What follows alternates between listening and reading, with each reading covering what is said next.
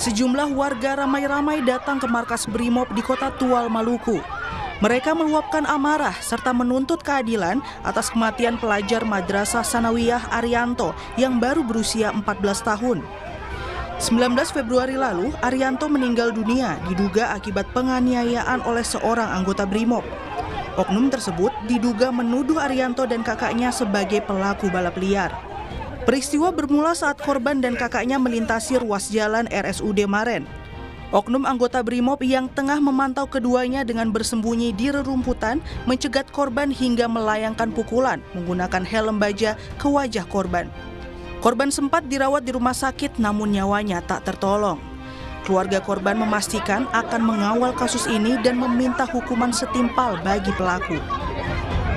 Ini seharusnya orang penegak hukum mengambil tindakan yang di luar dari kemanusiaan. Apalagi anak ini di bawah umur, masyarakat merasa prihatin, harus dihukum sesuai dengan undang-undang yang berlaku. Kalau tidak, itu dia memalukan nama citra Brimob, citra polisi. Kita akan kawal terus sebagai warga. Kini Oknum Brimob Polda Maluku Bribda MS telah ditetapkan sebagai tersangka atas penganiayaan Arianto hingga meninggal dunia. Polisi bilang penyidikan terhadap Bribda MS tak hanya terkait pelanggaran kode etik, tapi juga dugaan tindak pidana.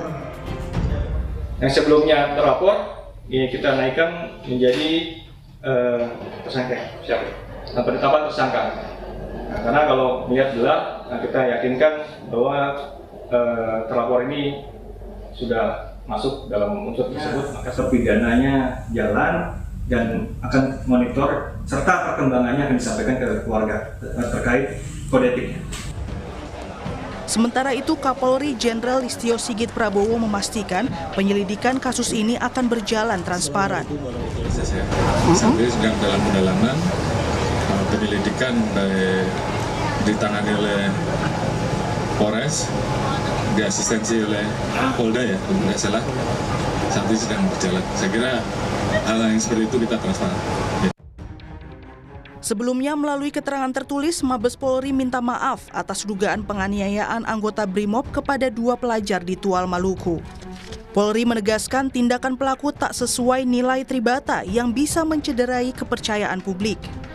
Komisi Perlindungan Anak Indonesia KPAI meminta polisi menjamin tak ada intimidasi terhadap keluarga dan korban dari pihak manapun selama penyidikan berjalan.